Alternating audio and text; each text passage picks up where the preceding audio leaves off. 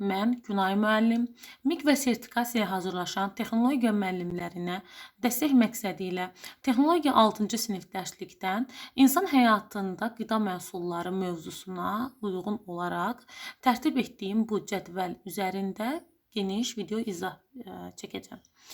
Deməli, insan orqanizmində dayanmadan maddələr mübadiləsi gedir. Bunun üçün isə orqanizmin böyük miqdarda enerji lazımdır. Bu enerji isə, deməli, orqanizmə lazım olan həyat enerjisi isə əsas mənbəyini qida təşkil edir. Deyək ki, saçların, dırnaqların, dərinin sağlamlığı üçün orqanizmdə normal fəaliyyətinin düzgün, həmçində hər tərəfli getməsi üçün qidadan çox şey asılıdır.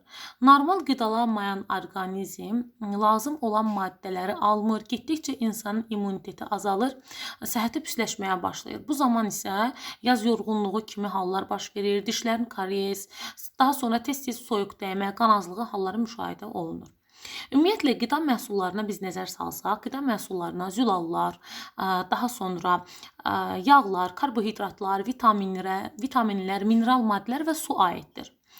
Birinci sırada mən zülalları qeyd etmişəm. Hansı ki, altına xətt çəkdim zülallar. Zülallar orqanizmdə hüceyrə və toxumanın əsasını təşkil edir. Nəyin? Hüceyrə və toxumanın əsasını təşkil edir. Orqanizm yoluxmalara qarşı mübarizəsində isə fəal iştirak edir. Ümumiyyətlə, əgər insan orqanizmində zülal yəni almazsa, təmin olunmazsa, fiziki və zehni gücü azalır, mədə-bağırsaq sisteminin fəaliyyəti pisləşir, həmçinin də qocalma prosesi tezləşir. Ümumiyyətlə, zülallar iki yerə bölünür. Var heyvan mənşəli zülallar, var bitki mənşəli zülallar. Heyvan mənşəli zülallar yumurta ağında, süd məhsullarında, ət və balıqda rast gəlinir.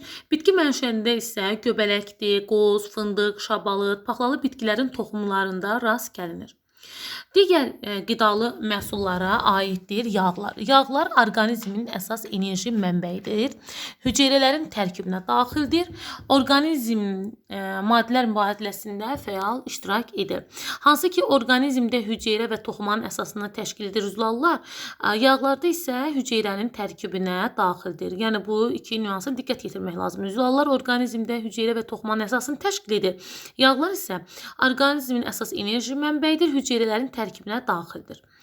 Deməli, yağlar da zülallar kimi iki hissəyə ayrılır. Heyvan mənşəli və bitki mənşəli. Heyvan mənşəlinə aiddir kərə yağı, heyvanın iç yağı, balıq yağı. Bitki mənşələrinə aiddir günəbaxan, qarğıdalı, kətan, zeytun, kakos, soya yağları isə bitki mənşəli yağlardır. Ümumiyyətlə, əgər insanlar qida ilə həddindən artıq bu heyvan mənşəli yağlara aiddir, yağ alarsa və az enerji sərf edərsə, heyvan mənşəli yağlar qalın dəri, deyək ki, dəraltı piqat yaradır ki, bu da orqanizmdə yığılır və bunun nəticəsində də piylənmə, artıq çəki, insan səhhətinin pozulmasına gətirib çıxarır. Digər qidalı məhsul maddələrə baxaq. Deməli, bunlar karbohidratlar aiddir. Karbohidratlar da bitki mənşəlidir. Məsələn, karbohidratların hesabına orqanizmin əsas enerji xərcləri bərpa olunur. Nələr bərpa olunur? Əsas enerji xərcləri bərpa olunur. Karbohidratlar bitki mənşəli ərzaqlarda rast gəlinir. Ümumiyyətlə, karbohidratlarla ən zəngin qida məhsulları dənli bitkilərdir.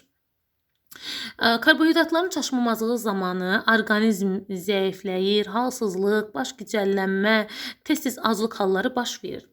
Təkcə karbohidratlar dənli bitkilərin tərkibində rast gəlinmir. Bunu da qeyd etmək istəyirəm. Həmçinin meyvə və tərəvəzlərin tərkibində də vardır.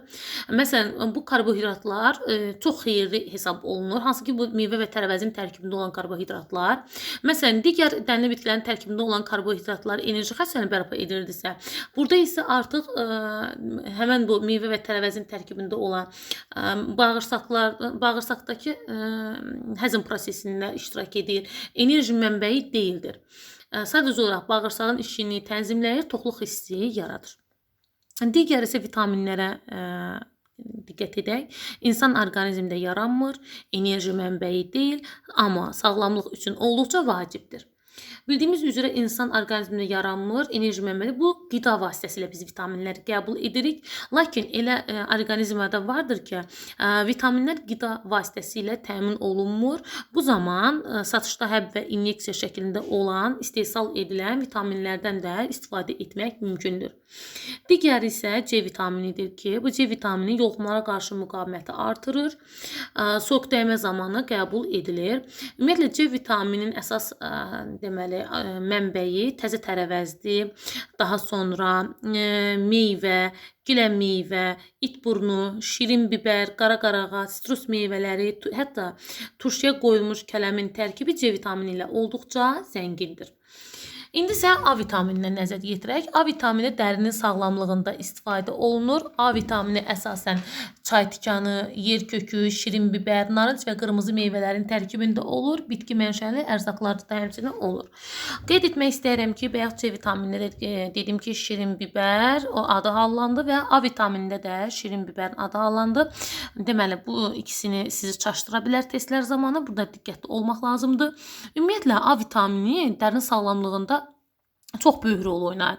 Məsələn, deyək ki, gözlərin seltik inşasının və görmənin bərpası üçün olduqca vacibdir.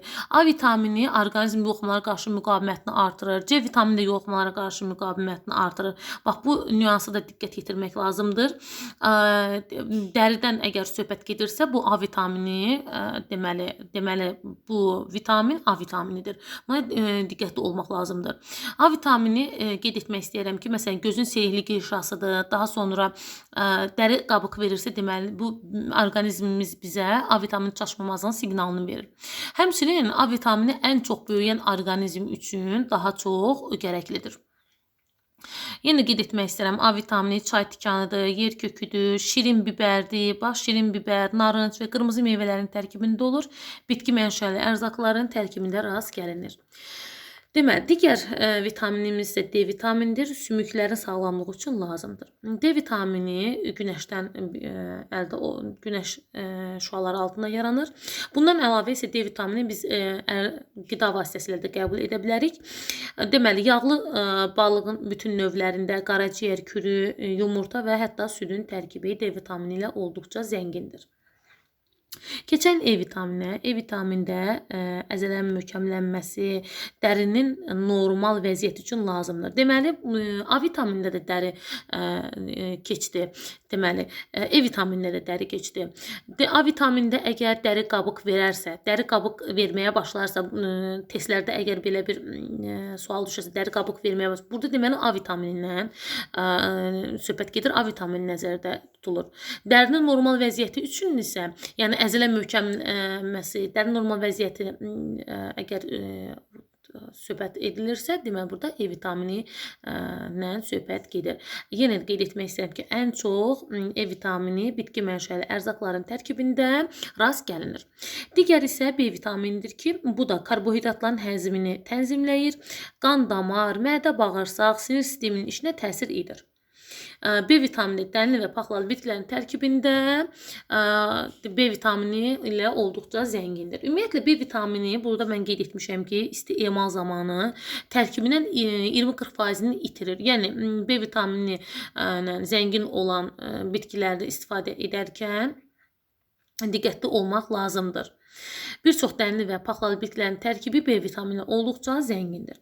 Digər vitaminə keçək ki, bu PP vitaminidir. PP vitamini də mədə, bağırsaq orqanların fəaliyyətini tənzimləyir, xırda damarları genişləndirir.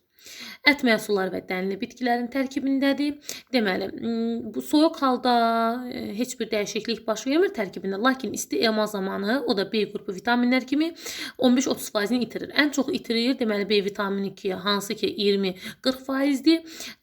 Amma PP vitaminində isə 15-30% isti emal zamanı tərkibini itirir. Deməli, qeyd etmək istəyirəm ki, PP vitamini ət məhsulları və dənli bitkilərin tərkibindədir. B vitamini həm dənli, həm də paxlalı bitkilərin tərkibində rast gəlmək olar.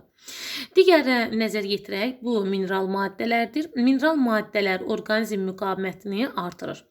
Orqanizm müqavimətini artırmaqda kömək edir. Deməli, B vitamini ilə mineral maddələrə biz gəlin bir nəzər yetirək. Deməli, bunu silim, daha yaxşı görsənsin.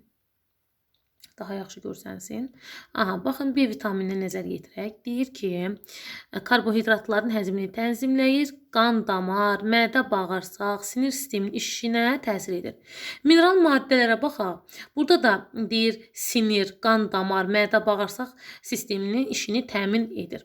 Əgərlərim testlərdə düşərsə, karbohidratların həzmini tənzimləyir, qan, damar, mədə, bağırsaq, sinir sisteminin işini təsir edir. Yəni deyir, belə olacaq ki, test uyğun variantı seçin, yəni uyğunlaşdırın. Əgər karbohidratların həzmini tənzimləyir sözünü görürsünüzsə, karbohidrat sözlərini tənzimləyir görürsünüzsə, deməli bu B qrupu vitaminindən söhbət gedir. Karbohidratların həzmini tənzimləyir. Əgər yox, mineral maddə uyğunlaşma gələrsə, sinir, qan, damar, mədə, bağırsaq sisteminin işini təmin edir. Biri işinə təsir edir, biri də təmin edir. Bunda bilin ki, mineral maddələrdən söhbət gedir. Əgər yox, karbohidratların həzmini tənzimləyir, qan, damar, mədə, bağırsaq, sinir sisteminin işinə təsir edir. Bu B vitamini qrupuna aiddir. Yəni, ola bilər ki, karbohidratların həzmini tənzimləyir, sonda gələ bilər. Belə ola bilər. Sinir, qan, damar, mədə, bağırsaq sisteminin işini təmin edir. Karbohidratların həzmini tənzimləyir. Bu karbohidratların həzmini tənzimləyir sonda gələr və bu sizə çaşqınlıq yarada bilər və siz mineral maddələri götürə bilərsiniz. Ona görə də dəqiqliklə oxumaq lazımdır.